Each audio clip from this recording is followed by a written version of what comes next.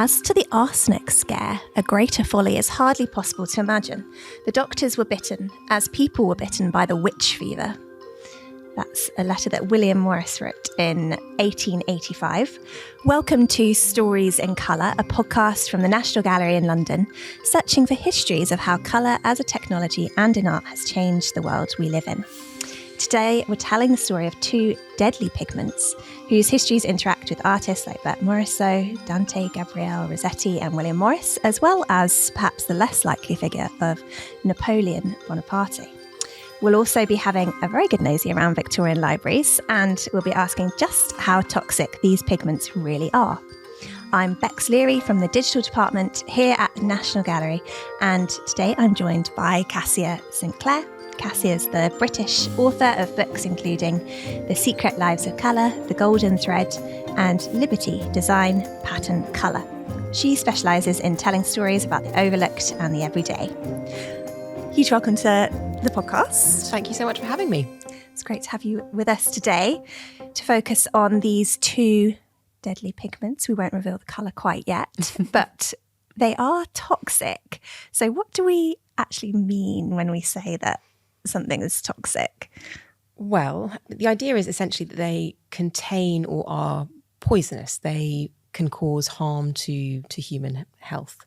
And that's quite common actually in art history when you look at artists talking about the pigments and the materials that they're working with. Yes. They quite often complain either that the pigments aren't bright enough, or maybe they are too bright, but they are capable of killing you if you're not paying attention.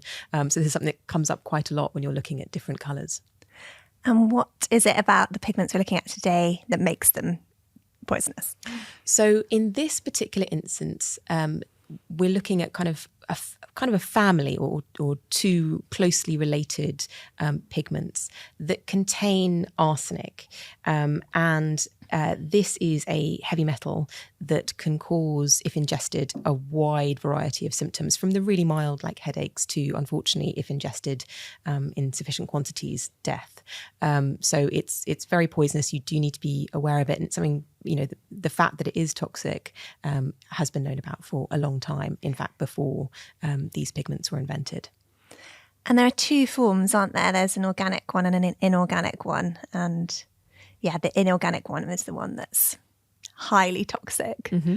And it shares some features of other heavy metals like mercury and lead. But yeah, I think arsenic is probably the one that people are like, oh yeah, I kind of know that might be poisonous or toxic. There's a kind of a familiarity there. Yes, I think if you're an adult and you're seeing a sort of a little bottle labelled arsenic, it's unlikely that you're going to open up the stopper and drink it down in one gulp. It's probably accompanied by some skull and crossbones. It probably is going to be accompanied by quite a lot of skull and crossbones. And there's quite a lot of awareness, just I think in popular culture, that arsenic is not something to be messed around with. I guess if we're imagining toxicity, mm-hmm. maybe you as the listener think, what colour do you associate with toxic? What colour is it? Because I think also this might be obvious to people. But what colour is it that we associate?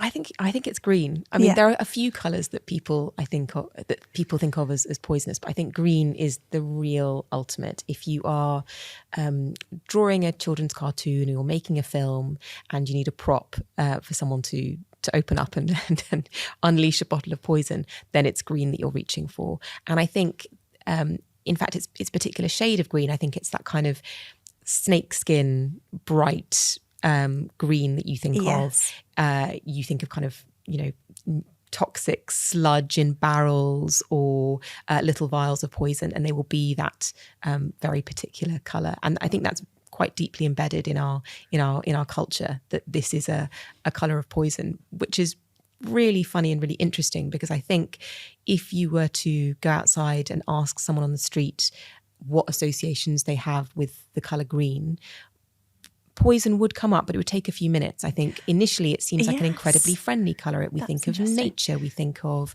being outside. In fact, there's lots of evidence that green is a colour that is very soothing to people, because it's the colour of trees, and people sort of go forest bathing and so on and so forth. And yet it does have this sort of side cultural meaning of being very deadly, being poisonous to us, being toxic.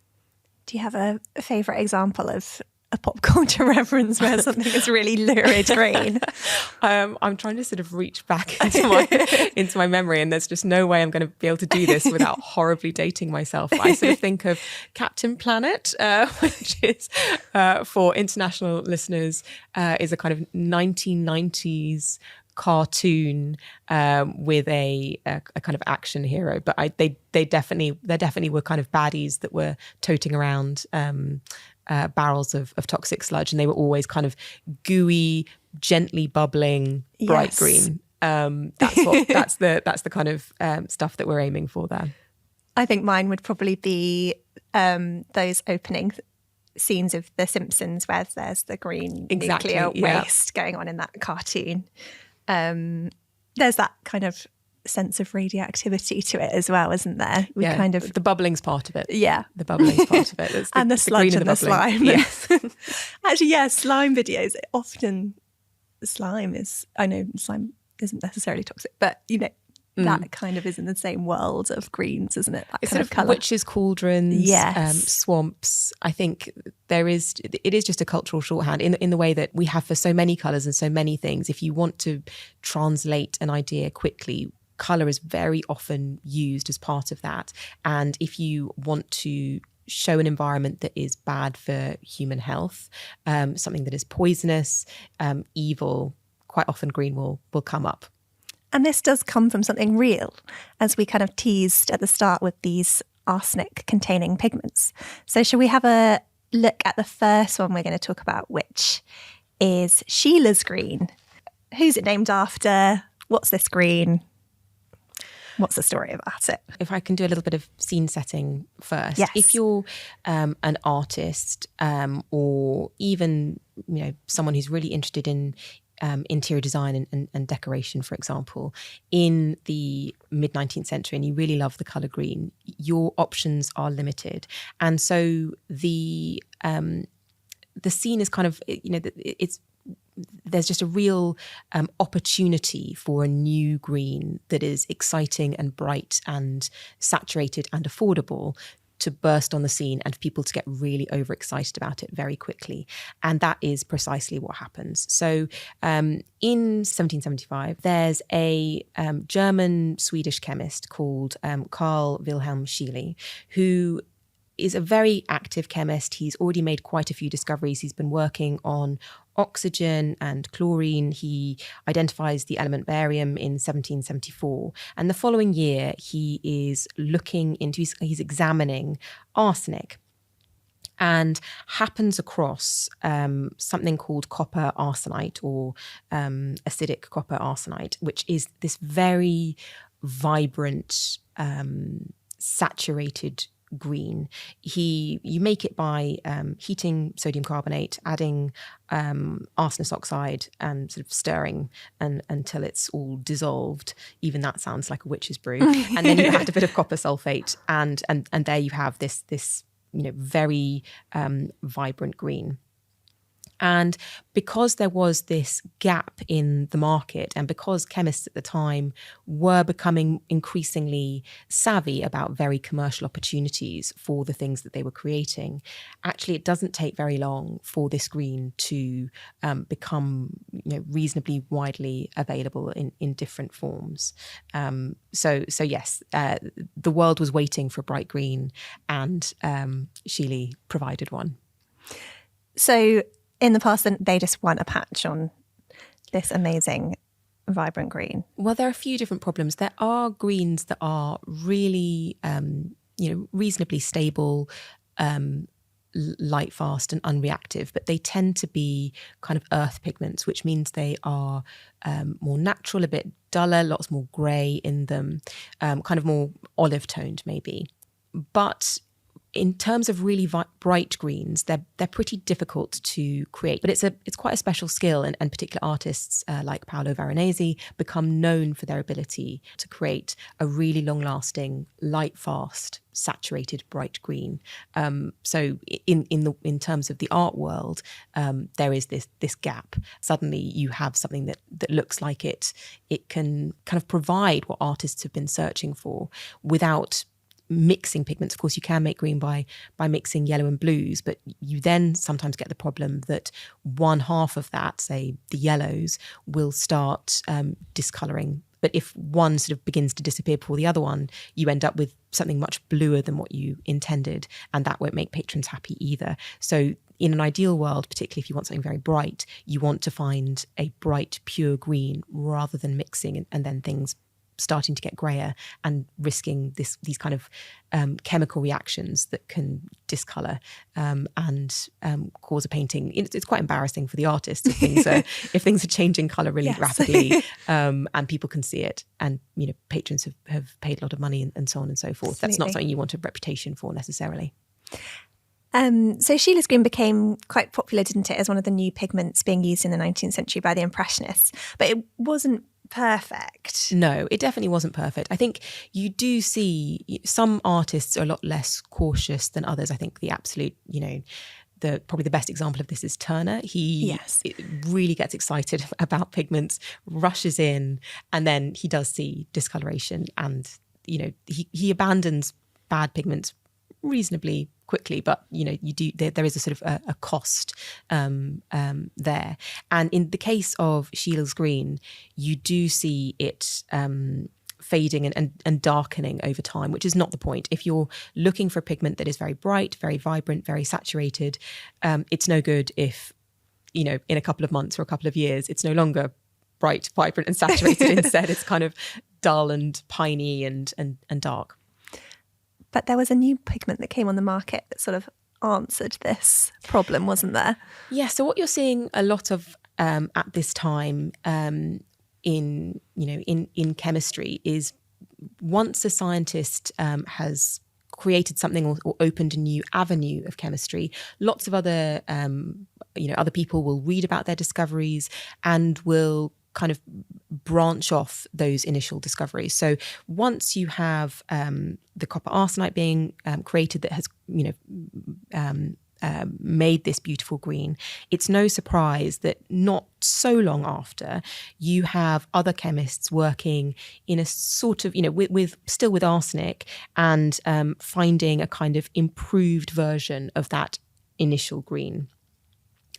So you have two chemists working in Bavaria, actually, who are particularly interested in pigments and dyes. They're working at a dye and white lead company, which is sort of involved in making colours, and they find a green coloured inorganic compound, which is made kind of by dissolving verdigris in vinegar with white arsenic and sodium carbonate. And what you get is very bright green crystals, which are really amazing and seem to be longer lasting than Scheele's green, and they begin to market it. And actually the marketing's a real mess because it goes out under a zillion different names, and it makes it really confusing to try and follow up exactly what people are meaning. But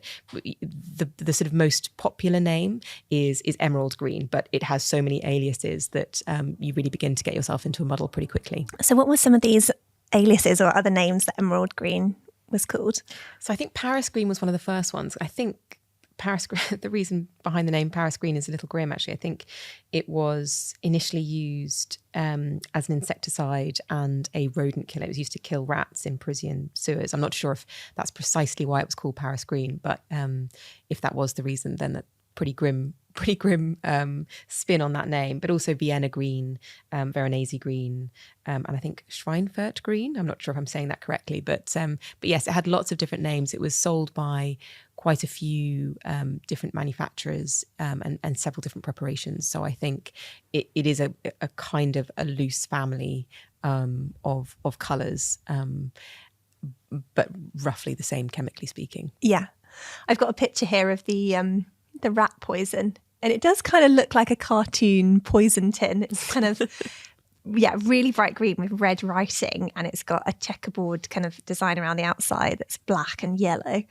So I think that connection with poison is obviously very clear there.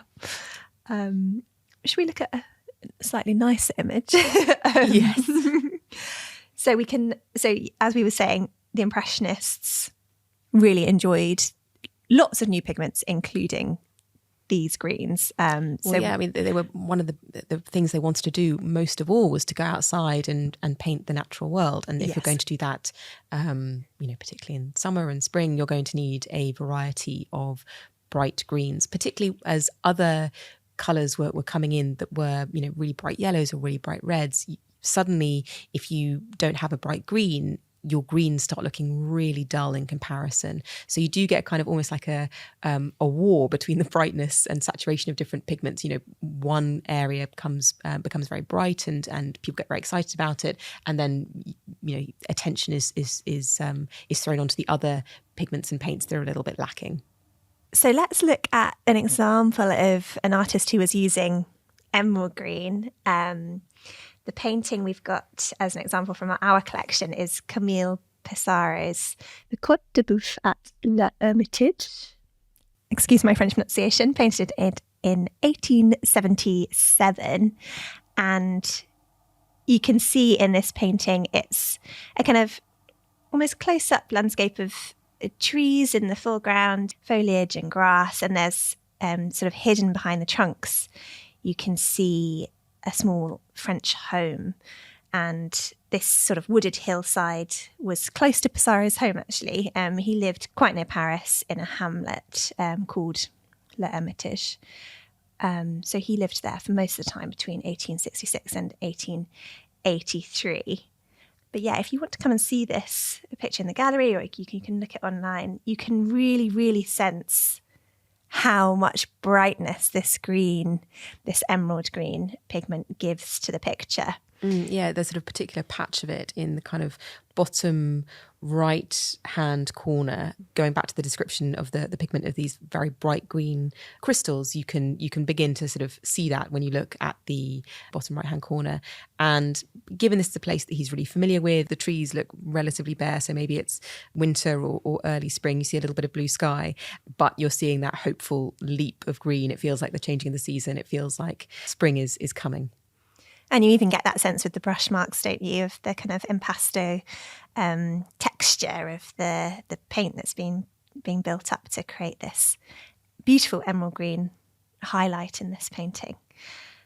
Fantastic. So we've looked at Scheele's green, emerald green, or Paris green, or whatever moniker you want to give it, and a little bit about how the Impressionists have used it. But we will take a little break now. And afterwards, we will come back to look at some more examples from our collection, and just why these pigments were so popular. But then we'll also get into some other uses of these arsenic-containing pigments. And a conspiracy theory. Don't forget the conspiracy theory. Yes, that's a very important story. We'll see you after the break.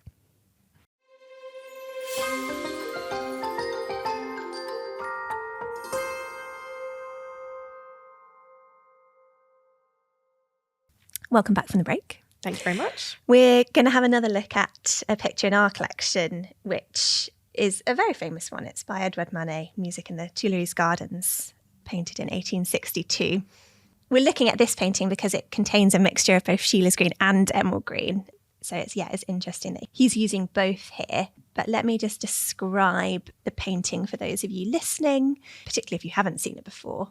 So we're set here in what's called Second Empire Paris. So that's the sort of middle of the 19th century in Paris. And you've got this tumult of mostly seated figures in the latest fashions. So a very sort of wealthy, well-to-do crowd, which includes lots of artists and intellectuals. And if you look up this painting online, you can find little guides that tell you who all the people are, or many of the people are. And it has a sort of courtly feel to it, this painting of this gathering of people under the canopy of chestnut trees in, as the painting title suggests, the Tuileries Gardens. And at that time, these gardens were an extension of Napoleon III's palace. And people would listen to twice-weekly concerts there. Despite the title being Music in the Tuileries Gardens, there's no musicians in this painting. We're just looking at people seated, having conversations. There's some children playing in the foreground. It's not clear from the painting whether the concert has started, whether they're waiting for it, but it does have that sense of a moment in time. It's a real social occasion. Yes. And it feels, on the one hand, very, modern for its time. Obviously, people are dressed in the latest fashions. There's an umbrella right in the foreground, and people are sort of very conscious of their image. But at the same time, it's timeless. It's a gathering of people coming to hear music, supposedly, but probably more likely to sort of socialise and interact with one another. There's children running around, and that feels very, it could have happened, it could be happening now with a festival, it could be happening 1,000 years ago, which is really, really wonderful and really striking. Yes, totally agree. And we should point out the trees, because that's where the greens come in. Yes, they are seated underneath this amazing canopy that is possibly sheltering them from the sun, or sheltering them from the rain, or sheltering them from something. There is that umbrella there, so maybe there was rain earlier.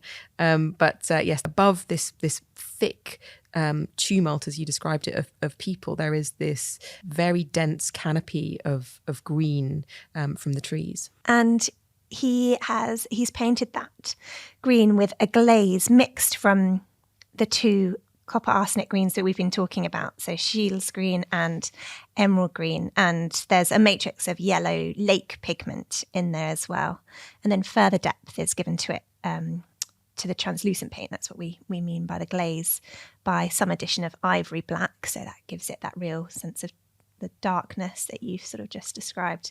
And the yellowish tone is reinforced with a little bit of yellow ochre as well. I think that's one of the things that makes it so striking, the fact there's so much contrast between the movement of the figures that are often quite pale, wearing quite pale clothes, and then the real kind of darkness of the green canopy above them.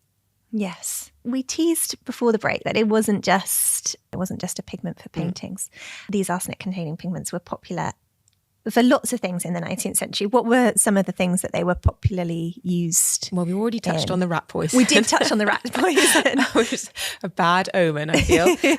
But, this is pretty cheap, and it's produced on an industrial scale. And if something's very cheap and it's produced on an industrial scale, then people are kind of, willing to kind of give it a go with all sorts of things. And this green colour makes its way into wallpaper. I mean, really wallpaper everywhere. I think there was talk of it being used by the British Railway in a lot of their waiting rooms. So, that was everywhere. It's also being used to kind of impregnate textiles. So to sort of colour textiles, but not particularly firmly. It's kind of being almost laid on the textiles, that's you can look at sort of everything from interior furnishings to dress fabrics from this period, and it's it's present. It's really everywhere. And it's everywhere very, very, very quickly. And it's also because it has this brightness and feels and looks quite new, it has it becomes very fashionable. There's a popular story about Charles Dickens coming back from a holiday in Naples, I think in around 1845, and he has seen in Naples a really beautiful green room, and so he tells his wife, I think we should redecorate our entire house from basement to garret in this particular shade of arsenic green. Luckily for him, actually his wife wasn't that keen on the colour, and she poo-pooed the idea. But I say luckily for him because, as we've already seen, this colour was not particularly beneficial to one's health. No, indeed. And we will come on to a wallpaper-related story a little bit later in the episode. You were saying it's becoming incredibly fashionable in Victorian England. And one famous face known to have worn green a lot was actually Queen Victoria. Yes, it was a really popular colour, and she was, right at the, quite often she was associated with new colours, and she was quite good about adopting new colours and new colour technologies in her own wardrobe, but really it was so common. Colour was something that until reasonably recently at this time had been very difficult to access depending on the price that you're willing to pay. So, even a few decades before this time, people would be expecting to pay very different prices for very different colours, and brighter colours were very often a lot more expensive than duller colours. And suddenly you have this bright green pigment, which is being produced on an industrial scale, is being put in all sorts of applications, from dress fabrics to wallpapers to artificial leaves and on artificial flowers, and artificial fruit as well. And so it's really everywhere. It permeates society, and all sorts of people have access to this very bright colour for what which must have felt like quite a novelty for lots of people. Yes, I don't think we can really, because of the accessibility of so many different colours and shades in our clothing today, we don't really think about the impact that would have had. No, when it's that very wasn't difficult. accessible before. I try, and when I give talks about colour, I try and think of an example now where you would see someone in a colour and immediately from the colour alone have a very clear idea of their social status. And the only contemporary example that I can think of is if you were to see someone on a really, drizzly, muddy London day wearing a bright white, obviously quite expensive winter coat. It's just deeply impractical. And so the person who's chosen that, sort of money is no object. No one's wearing a white winter coat on a muddy pavement in London and going on the tube without being wantonly reckless, in my opinion. So that's something that you can probably have an association of money just from the colour alone. But otherwise, we don't have that same sensitivity because we sort of expect colours to cost roughly the same. But at this time, that is still something of a novelty, the fact that you can get colours pretty cheaply, and very bright colours pretty cheaply. And so people are really excited about it. And you can see it in, contemporary writing about clothing and fashion, and in contemporary writing about interiors. People are wildly excited about mixing really bright colours that we would never consider putting together today in the same way. But that idea of contrasts and using strong colours together is really exciting to people. And you talked about it being captured in writing, but captured in art as well. So in particular, the pre-Raphaelites who were working in the middle of the 19th century.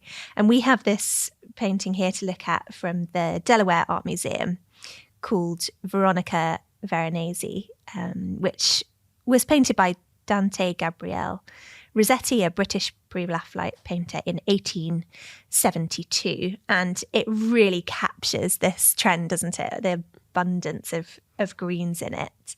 We've got a model who's been painted, who's a younger woman with the kind of characteristic pre-Raphaelite ginger or red hair. She's got quite red lips. She's looking sort of downwards and is plucking or playing with an instrument, a violin, I think, hung up on the wall. There's a yellow bird behind her and some yellow daffodil looking like flowers on the table, maybe a flower crown as well around her. It looks like she's thinking deep artistic thoughts and inviting us to do the same. It's kind of a meditation, meditative work almost. She's thinking about something deeply, maybe the music that she's playing, maybe something else, and inviting us to do the same. And I think green is kind of part of that because of its connection with the natural world, but also because, like you already said about the characteristic red hair of this model in the which the Pre-Raphaelites loved a redhead. They, red hair also looks really striking against green, and they've used so much there's so much green in this painting, from the beautiful velvet of her dress to the draperies in the background, which are sort of fantastically swagged and looked very rich and gorgeous and sumptuous. Absolutely. And he's actually used emerald green in a glaze to capture the greenness of her dress. He really liked transparent pigments to paint with, apparently. And yeah, as you said, green textiles do really dominate the painting. There's a lovely quote actually from the Delaware Art Museum's website, which says this painting is not quote unquote about anything, but serves as a reflection on the process of the composition of music. The intent is aesthetic rather than narrative. It's essentially a study in rich greens and velvety textures. And so I think, we can think of this painting as almost on the topic of green, really picking up on that trend of the time. And definitely using green to evoke a mood of contemplation, of creation, which I think is really interesting, particularly given that the greens we've been talking about are destructive in a way, but here they are being used to talk about creation and birth, rebirth. It's very beautiful, isn't it? This is a good point for us to take another quick break. And once we return, we will have a think a bit more about how deadly these greens actually were. Yeah, slight change of tone. Absolutely.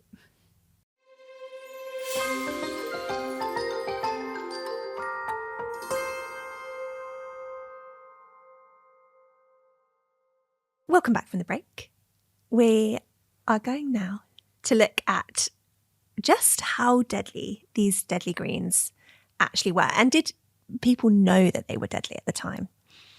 Well, I think there was a much greater tolerance in society at the time for the kind of wide availability of quite dangerous substances just sort of hanging around, and arsenic was one of those. And you do get sort of some big cases that begin to start changing people's minds, and deadly the green pigments that are by now so prevalent in society all over the place play into this. But you do have an awareness. There was a very big poisoning case where someone was making, I think it was peppermints or something of the kind, and essentially they mixed up their boxes. Instead of reaching for the powdered sugar, they reached for the powdered arsenic, which is a bad mistake to make when you're making children's sweets. Absolutely. And the recipe for emerald green was published in 1822, which I presume that gave greater weight and knowledge of the toxicity of it. It certainly did, but like I said, there was much more acceptance that substances that were dangerous for one's health were sort of more widely available. There were less checks. People weren't getting carded when they go in and buy some arsenic, for whatever reason, whether it's to kill rats or to put on a canvas or to put on a dress fabric. It is a lot more kind of tolerant. It's a society that's a lot more tolerant of danger, and it seems so surprising to us now. But I think that is a real shift in our mentality. But you do start to see greater emphasis on public health. People are realizing how expensive public health crises can be, particularly in cities where you get big outbreaks of disease. It's much more real and close for people when you're living in close proximity in cities, and you are beginning to get these public outcries about things like really everyday things at the time. So things like how much horse manure there is in the streets that's attracting lots of vermin, or in fact the bodies of dead horses. You are beginning to get this real sense that public health is something that we should be concerned about, and the greater attention being paid to substances that are poisonous or toxic is part of this shift. And there was a letter to the Times by the chemist A.W. Hoffman on the 1st of February 1862, disseminating some of this knowledge about the copper arsenite greens. He called it the arsenic waltz, or the new dance with death. Could you tell us a little bit about that? Yeah, so the Times were, for a few reasons, were really sort of prominent in raising public awareness and attention. This is something that they spent a few years on, and you can, if you go to the archives, and you can access Times archives digitally. If you look at the 1860s, you do find quite a few stories about arsenic, quite a few letters, quite a bit of correspondence about it, both kind of pro-arsenic and against, but there was greater awareness. So there had been this kind of, canary in the coal mine death of a 19-year-old girl called Matilda Scheele, who had worked in a factory that had used one of the arsenic-laden greens for decorating artificial flowers, the foliage on artificial flowers.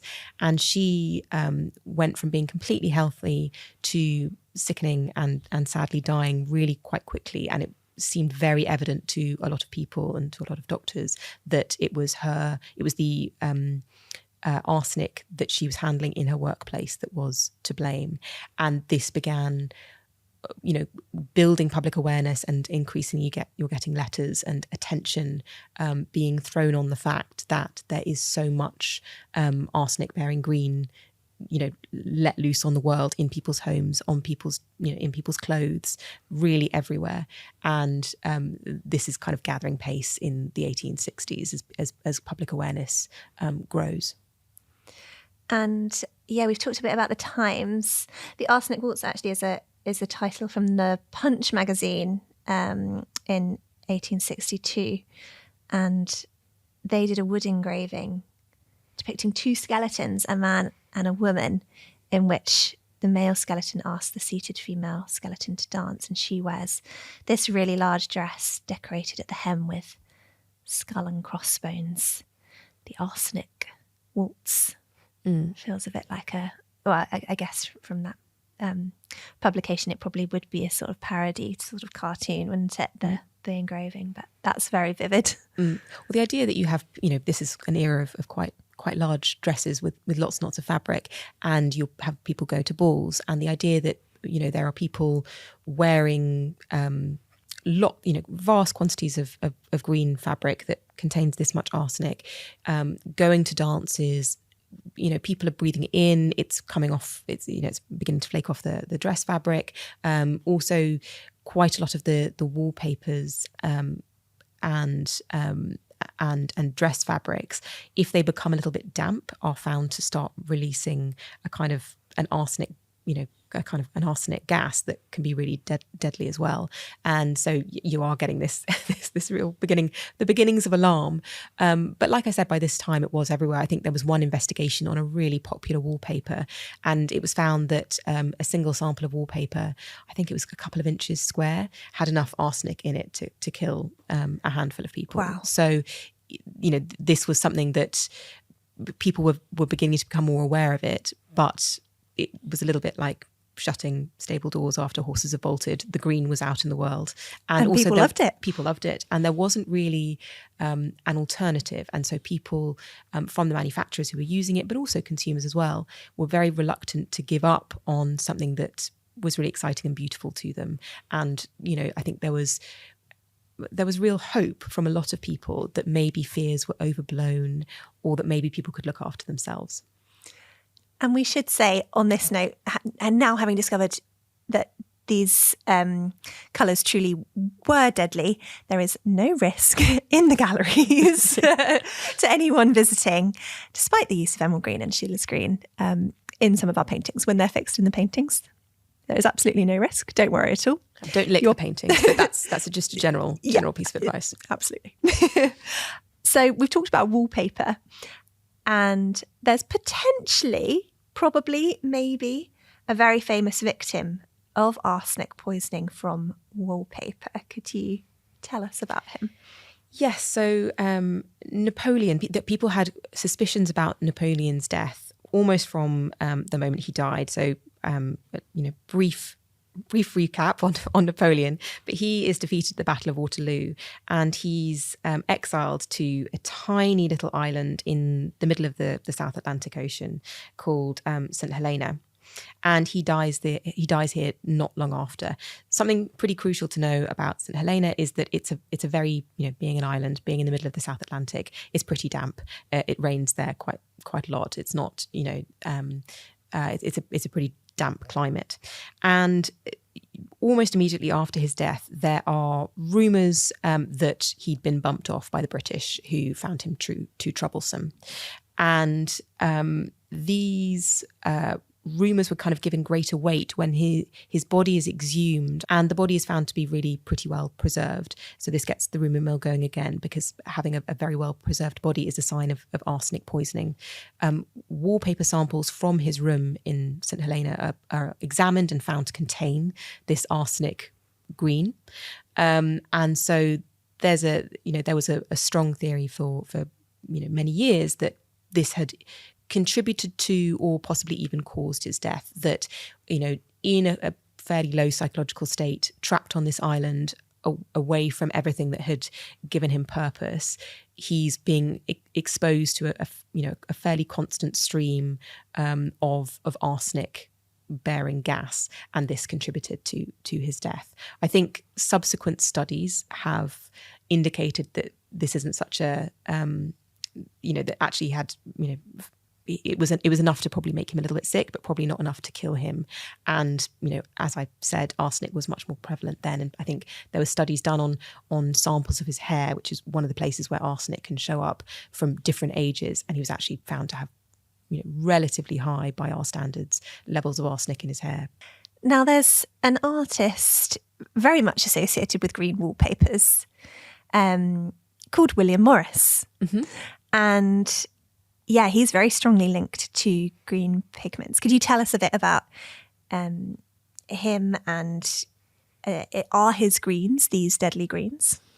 So I'll talk a little bit about William Morris, and then sort of from there talk about his greens. But he was a British designer. He was born in 1834. So really when Britain is highly industrialised, and part of his sort of a central guiding force for him in theory is that he's very anti-industrial. He really disagrees with it. He wants to bring back more traditional dye methods. He wants to bring back a sort of more beautiful age. I think there's quite a famous story of him, I think when he's 16 or 15, being taken by his parents to go and see one of the international great exhibitions in London, which was designed to promote British industrial art, and he refuses to go in because he doesn't want to see this kind of this very industrial art. He wants to return to what he perceives as a purer time. And yet he is also a businessman. He creates a company which is selling furnishings and various other things. It's called Morris & Co. You may have heard of it. And his company and his artwork is sort of a real leader in the arts and crafts movement, which often has a kind of medieval inspiration.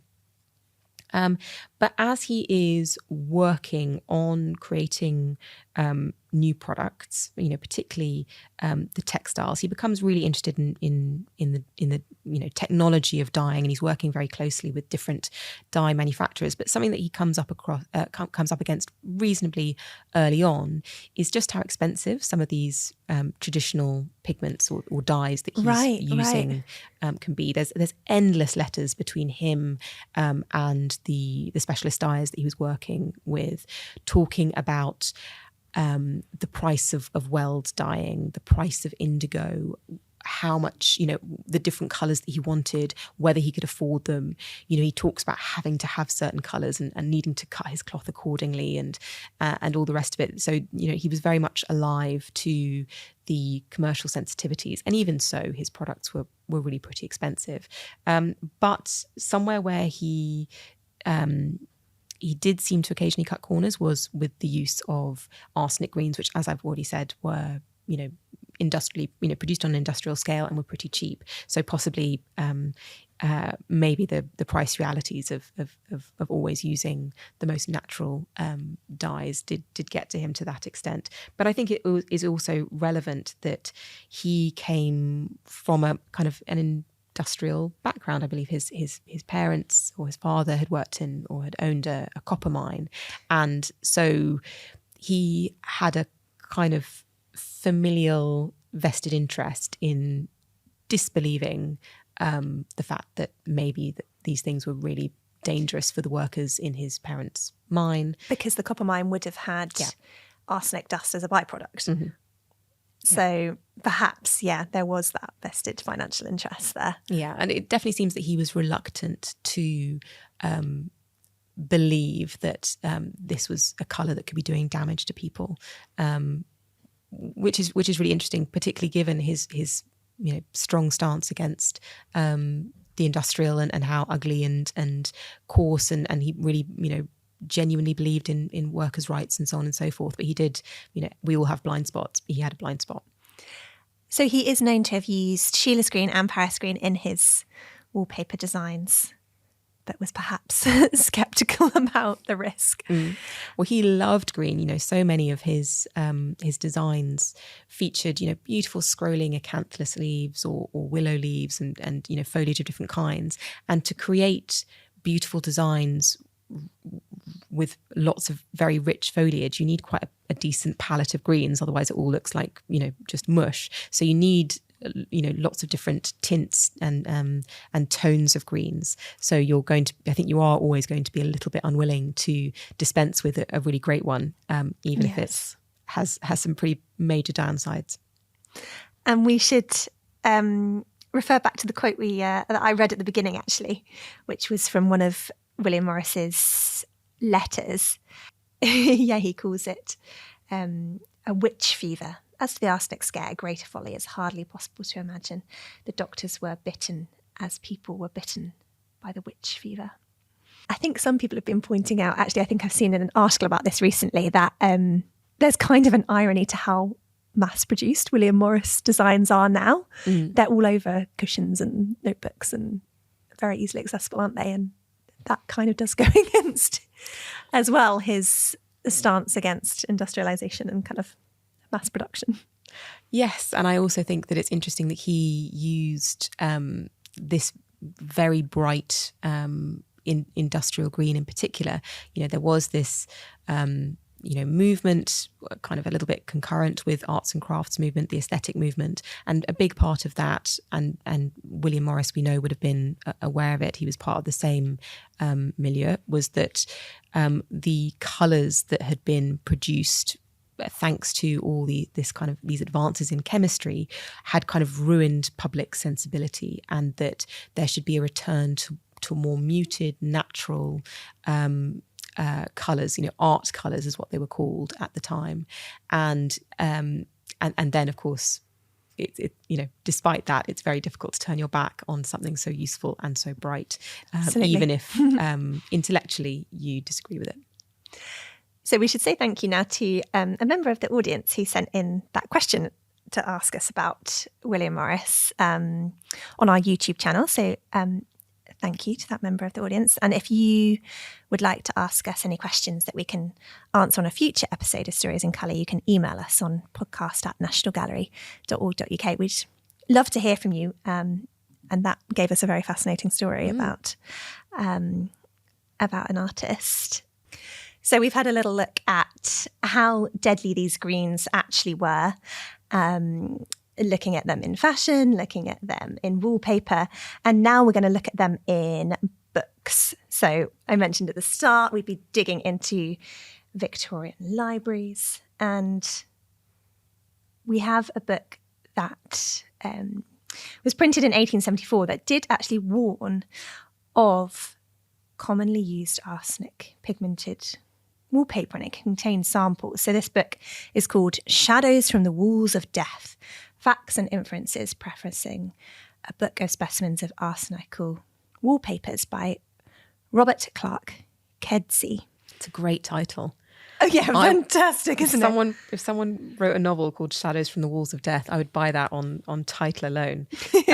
However, it almost seems like a joke, this book, because the danger is right there in the title, and yet it contained all these samples of the very deadly thing that it was warning about. So it seems I think if I pitched this book to my editors, I think they'd have some very they'd have some strong questions. They'd have some strong questions and objections, I can imagine. I can't imagine no one raised to him the fact that the danger of his own book was right there in the title. It's quite ironic, isn't it, actually? Very odd as a business decision. I don't know. I have questions for him. But yes, unsurprisingly, given it was specifically meant to show how dangerous this wallpaper was, the book was really dangerous in and of itself and contained a lot of arsenic. And actually, I think there weren't that many copies produced in the first place, luckily. But I think most were then destroyed immediately. Of course. And only a few of them have survived. I love this. Look at these. Listen to these headings from the book. Shall we poison our homes? The danger is increasing. The danger is real. So, I mean, maybe the point he was trying to make is if it was too deadly to have in your homes as a book, it should be too deadly to have on your homes on the wall. And yes, but maybe people were just more careful about the books than they were about the wallpaper, because so many of the original copies were destroyed. It's funny, isn't it? Very odd. But these greens were also used in Victorian era bookbinding, weren't they? So I think people today have to be actually quite careful in secondhand booksellers have to be quite careful about books from this era, and perhaps check your bookshelves, or maybe grandparents' bookshelves. Do they have an old book from the 1800s with a vibrant green cover? Let's make sure we're checking. Don't worry, it's very rare for them to be around now. But there's a poison book project, which is a research initiative at the Winterthur Museum, Garden and Library, and the University of Delaware, which actually has investigated and does investigate the materiality of Victorian era publishers' bindings. And they look at identifying potentially toxic pigments in book bindings, such as arsenic, and how to handle and store them safely. So good that there is a body doing some research to make sure that we know about them and they're being looked after carefully. We've talked about this sort of almost acquiescence in using these arsenic pigments in the 19th century. But as their toxicity became well known, did they continue to be used? Did that last forever? Yeah, it didn't last forever, but there is a reluctance. It's kind of a slow growing awareness of the dangers, and inevitably, eventually, this leads to a drop off in demand. People, there are every now and again really famous, really horrible, distressing cases being printed about in the newspaper. There's a really nasty case of a little girl, probably about my daughter's age, so 3 years old, who gets hold of, I think, a bonnet that's got a decorative bunch of grapes on it, and she puts the grapes in her mouth, and they are covered with, this poison green. So you do get kind of scares and headlines about it, and this, puts people off this green, and it does begin to sink in that this has a real cost and is has very tangible danger, and so demand begins to drop. But it's not really until there are viable alternatives available that have that brightness that can truly replace Scheile's and emerald green that you get a full kind of transfer away. It's a slow thing, and I think that often surprises people, because I think we assume that if this was to happen today, that it would be dealt with really quickly. But I think, this is a 19th century example, but you still see examples well into the 20th century. And I think, I've spoken to paint companies and they're still kind of dealing with different legislation. People are still investigating the chemicals that are used in paints now, and obviously we're not squeezing them onto our toothbrushes and brushing our teeth with them. We're handling them as paint. We're not expecting to ingest them. But, there's still kind of, a growing awareness about how much we're willing to tolerate in terms of toxicity and what different things can do to our bodies. That knowledge is evolving. So although it sounds surprising that this was around for so long and people weren't really dealing with it, the fact there was an alternative, the fact that this knowledge was growing, and the fact there were a lot of vested commercial interests in this colour continuing means that it was a slow kind of rollover. Where money is involved. Indeed. We're going to finish our episode by looking at a painting that uses one of those greens actually that did start to replace the poisonous ones, which is called Viridian. It was created in the mid-19th century. And the painting that we're going to look at is called Summer's Day by Berthe Morisot, painted in about 1879, impressionist artist Morisot. And so she's using this very new pigment, Viridian, but she is actually also still using emerald green, which, like so many of her fellow impressionists, she also loved.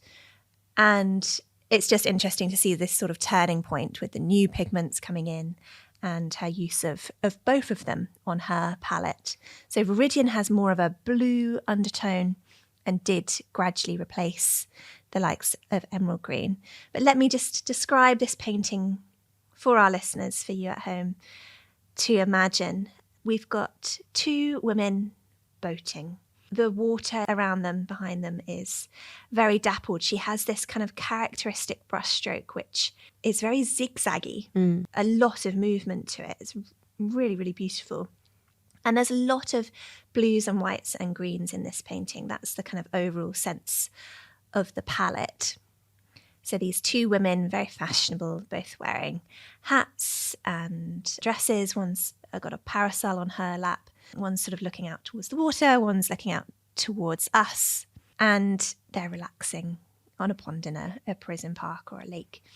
And because of these kind of zigzagging, amazing brushstrokes, the water almost merges into the foliage of the background. And yeah, all of these colours kind of merge together. But there are sort of three main areas where there's a lot of the emerald mixed with the Viridian and some lead white and some cadmium yellow as well to create these beautiful, sort of lighter green, but still bright tones. And that's in jade coloured almost. Yes, jade. That's a really good description of it, actually. So yeah, in the water, in the foliage on the right, and on the water, the banks of the pond or the lake at the back, there's these really beautiful greens. So we will leave you with this beautiful summer's day to reflect on. It does look like somewhere you'd like to be on a hot summer's day. It's very, very, very beautiful. And I think that particular blue toned jadey green is very much a part of that. It gives this dreamlike, otherworldly quality in a way that the more emerald yellow toned green wouldn't have. That there's something about the blues in that jade green that does give it this this dreamlike stillness. Yes, I like that. I like that description a lot. And so that brings us to the end of today's episode of Stories in Colour.